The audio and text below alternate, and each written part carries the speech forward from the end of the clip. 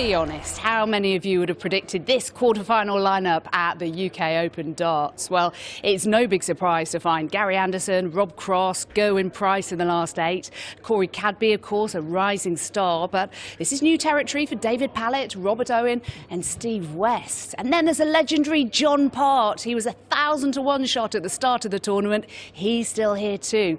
But we've certainly had some tales of the unexpected at the FA Cup of darts. Welcome to the 5th round of the Coral UK Open. This fairy tale return continues. Yes, he's done it! Dazzling darts, delightful darts. Big dart again for the Welshman. He's big smiles. He's through to the quarterfinals. Brilliant from Anderson again. 7. Maximums coming for fun. A quite outstanding performance.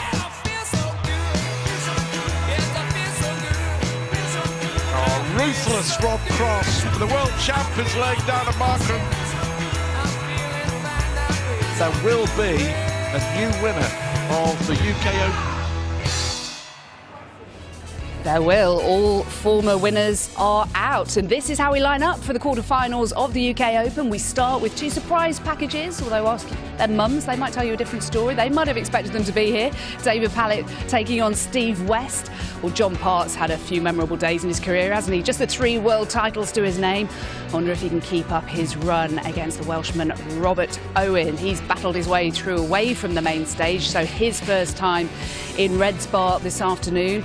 Corey Cadby and Gerwyn Price, well, they're likely to trade a few fist pumps, aren't they? That could well be a testosterone-fueled encounter again, as it was in Glasgow at the end of last year. And we finish up with a battle between the current and the former world champions. That's a big old match between Rob Cross and Gary Anderson. Well, all those games are the best of 19, the first to 10. So we've got the semi-finals and the final to come later on this evening from 7 o'clock. It's all been the case this weekend. The tournament has been played behind closed doors due to the issues with the weather and the fans not being able to come in as a result. It's been a little bit different, to say the least.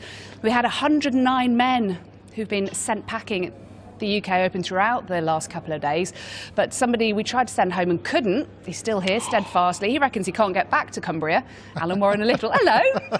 I'm still here. That's the nicest I'm going to be about you for the whole day. That's the best you've been all year. It is, in fairness. But I'm going to ask you the question. Yeah. How many of those last 8 would you have predicted being here 4. still? Yeah? The 4 that everybody said. Nothing against the other 4 lads. They've taken the chances, but that's what this tournament throws up. That's the beauty of the UK Open. That's why people like it's a little bit more diverse than some of the other tournaments. You know, no different than the FA Cup in football, where you get the underdogs who can have their day, and you look at the world rankings there. I mean, John Part, obviously that's a major story. But Robert Owen, Pallett and Steve West have been really good professionals over the last few years, but never really had a chance like they've got this weekend. Just 3 of the world's top 30 in that last day, but it's great. It's an opportunity for somebody, and people tuning in, maybe not in the last couple of days, maybe didn't realise Michael van Gerwen going home at the first hurdle against Jeffrey Deswan. So we've had a few surprising scorelines with young Nathan Rafferty, an 18-year-old, beating Peter Wright upstairs as well. But we've got these 8 to look forward to. Rob Cross, the world champion, is here looking to back up his world championship victory with another major pretty soon afterwards, but he's got a tough old match. But how have you rated him so far? I think he's got back to form really well, because he had a bit of a sticky start of the season, lost his first 2 Premier League games. He played in the first 3 UK Open qualifiers and lost in the first round, and he put that down to the fact that obviously after the World Championship, he was the pop star, wasn't he? You know, he's the world champion. He had a lot of commitments and couldn't really get back to his normal practice regime, which he has done now. He says he feels 100% now, so it'll be a really interesting match a little bit later on. That is the last match on the main stage against Gary Anderson. Now, Gary, he's looked pretty comfortable so far, hasn't he? Yeah, Gary and Rob have looked exceptional. They've looked solid, they look comfortable, they've been scoring well. Them taking out good shots at the right time, and that should be on paper. You know, it doesn't always work out that way, because let's be fair, the opponents pushed them as well. So they had to perform at their very best to get through the matches. So it should be a cracker. Yeah, and one of the players you were saying, not a big surprise to be in the last 8, Corey Cadby, only 22 years of age, but big things expected of him. And he's got a big old match against Gerwyn Price. Yeah, big things expected. Let's forget about all the other things for now. But the bottom line is both of these players have been playing exceptional in this tournament. Two different things here from Corey. He came from behind against Martin Schindler, who was really good and pushed him all the way. So he had to produce his best to get through that one. And as we saw with Gerwyn Price last night, I mean, he was pushed by our wonderful qualifier, Paul Hogan. Yeah. And really had to pull out all the stops to get through. Paul Hogan, brilliant, wasn't he? Just a great story. Our last qualifier remaining. Huge smile on his face. Probably the most professional amateur you'll ever see. But another good story. We'll see him again next year, this time, probably, maybe on the other stage, possibly. But that match between Cadby and Price, for people who saw our coverage of the World Series finals will know there was a little bit of, well, it was entertaining. It was spicy, wasn't it? Yeah, it was very, very spicy, as everybody will know when they saw it, and probably expect the same for this afternoon. I don't think it'll be as bad as that. I think it was hyped up too much, and both players tended to really give each other the big one without actually thinking about playing the game, because it wasn't the best game in the world, but both players have been playing well coming into the quarterfinals. So I'm expecting that, but I do expect a few little bit of bits and bobs here and there. A few bits and bobs, even without the crowd, just with That's just a polite way on a Sunday afternoon to say they're going to. Yeah, but I'll leave it to see what happens. Yeah, but yeah, exactly. it's got the potential. We all know that. Yeah, even without the crowd, that's just going to be fun to watch anyway. Now, what about John Part? It's a fabulous story. Yeah. Well known for being a commentator, but he's also well known for being a pretty decent darts player.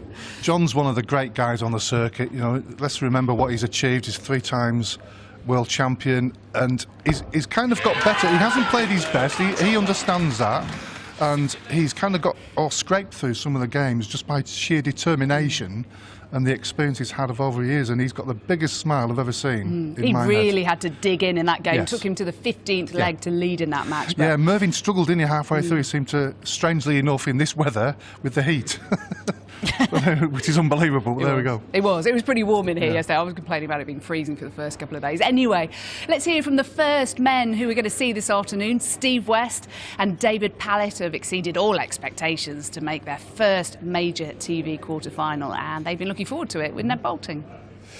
Well, our first quarter-final clash in the FA Cup of Darts is the Blues versus the Blues.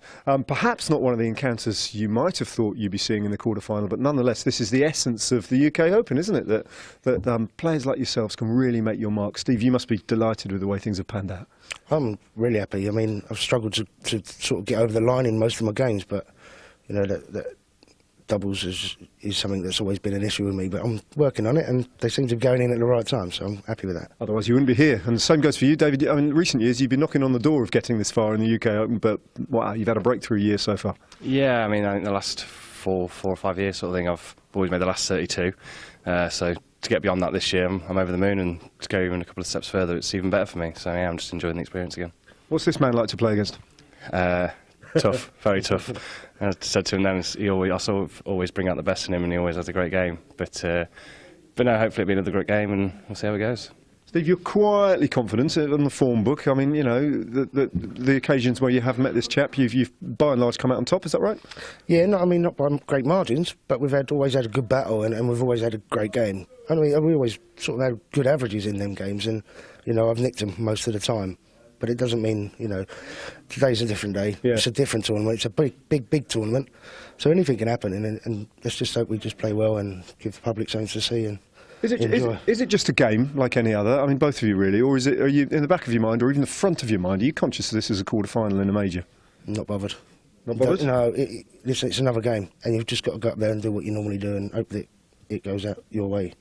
That's a nice theory. What about the practice? Yeah, I'm not too sure. I mean, last 8 of a major. Like I said, I've only reached the last 32 of a major before, so yeah, it's all new for me. But yeah, hopefully I'll just keep on enjoying it and see how it goes. It's all going to be new, so hopefully have a good game and go again, don't we? Well, I think I speak on behalf of everyone watching back at home. We wish you both all the very best. Best of luck to both of you. Thank you very much. Cheers.